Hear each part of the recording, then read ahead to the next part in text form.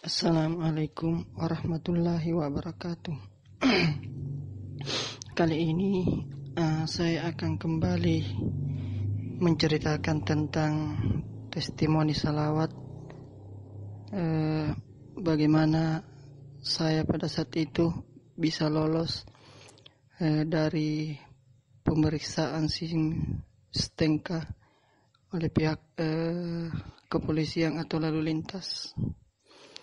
Saya men-share ini karena kebetulan akhir-akhir ini sering ada yang namanya operasi zebra mungkin di seluruh Indonesia. Cuma tidak tepat rasanya kalau kita mengatakan testimoni selawat. Kenapa? Karena kalau dikatakan testimoni itu berarti tes, yang artinya kita belum terlalu yakin dengan apa yang akan kita lakukan, karena namanya tes. Mungkin lebih tepatnya kalau kita mengatakan berdoa melalui wasilah sholawat, itu mungkin lebih tepatnya. Baiklah, saya akan menceritakan kisah dan pengalaman saya tentang bagaimana caranya saya bisa lolos dari operasi pemeriksaan polisi sampai 3 kali berturut-turut.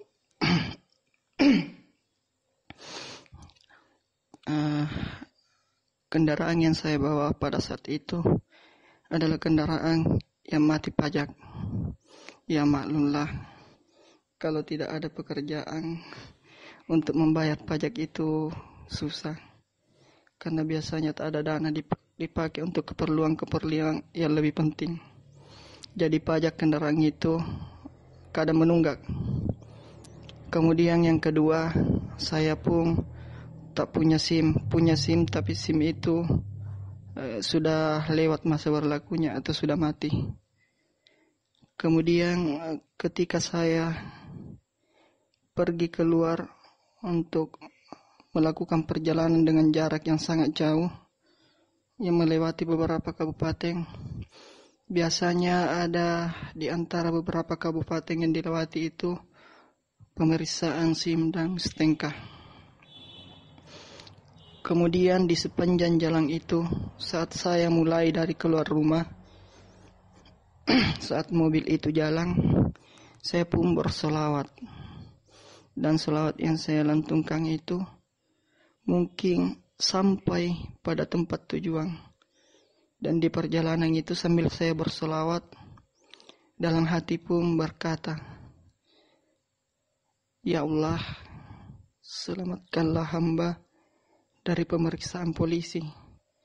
Kemudian saya berdoa lagi, "Ya Allah, selamatkanlah hamba dari yang namanya kecelakaan." Kemudian yang ketiga saya berdoa lagi, "Ya Allah, selamatkanlah hamba dari yang namanya kerusakan mobil atau mengalami masalah pada mobil sehingga mobilnya itu membuat perjalanan saya terhambat." Jadi itu biasanya 3 doa saya yang saya utarakan.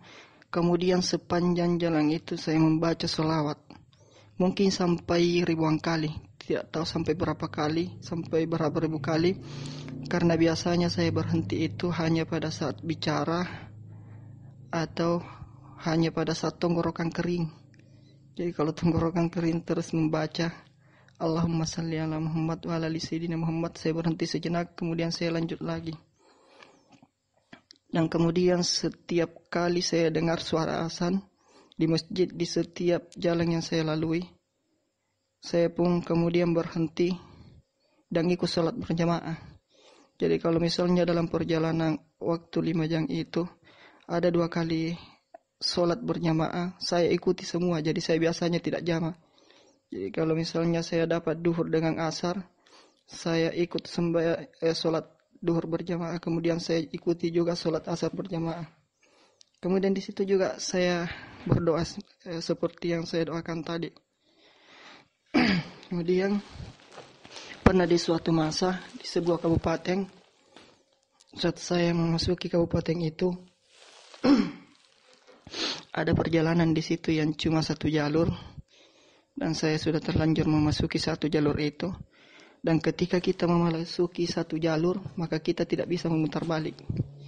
Dan ketika saya masuki satu jalur itu, kemudian saya sudah lihat di depan, astaga, ternyata di depan itu ada lalu lintas yang sedang melakukan pemeriksaan. Dan pada saat itu saya tidak berhenti. Saya terus saja sambil membaca sholawat. Kemudian saya sudah menyiapkan juga uang apabila saya ditangkap dan kemudian disuruh membayar, maka saya pun sudah pasrah pada saat itu karena tidak bisa juga memutar balik.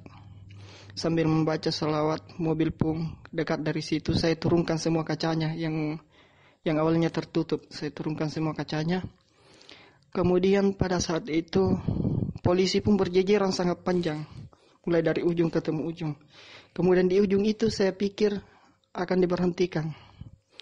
Ternyata tidak. Saya tidak diberhentikan pada saat itu, tapi pas mobil yang berada di belakang saya itu diberhentikan kemudian diperiksa. Dan saya pada saat itu pun saat melewati polisi yang pertama itu, polisi-polisi yang lain itu saya juga berpikir mungkin di depan sana saya akan diberhentikan karena polisi yang berjaga itu masih panjang. Dan ternyata tidak. Sempat saya juga berikan klakson pada polisi itu, tapi tidak ada memang yang memandang ke arah saya. Saya tidak tahu kenapa ya, apakah gara-gara saya membaca sholawat sehingga dia tidak melihat mobil itu atau apa. Yang jelas tidak ada pada saat itu polisi yang pandangannya mengarah kepada saya.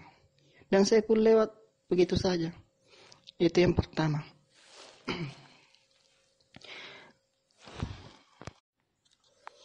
Dan di hari-hari berikutnya pun begitu. Saya didapati yang di depannya itu ada pemeriksaan polisi. Saya pun dapat lolos dengan mudah. Dan yang saya ingat juga itu yang ketiga, pada saat itu pun ada pemeriksaan dan pada saat itu surat-surat saya belum lengkap juga. Pajak kendaraan masih mati dan SIM juga masih mati.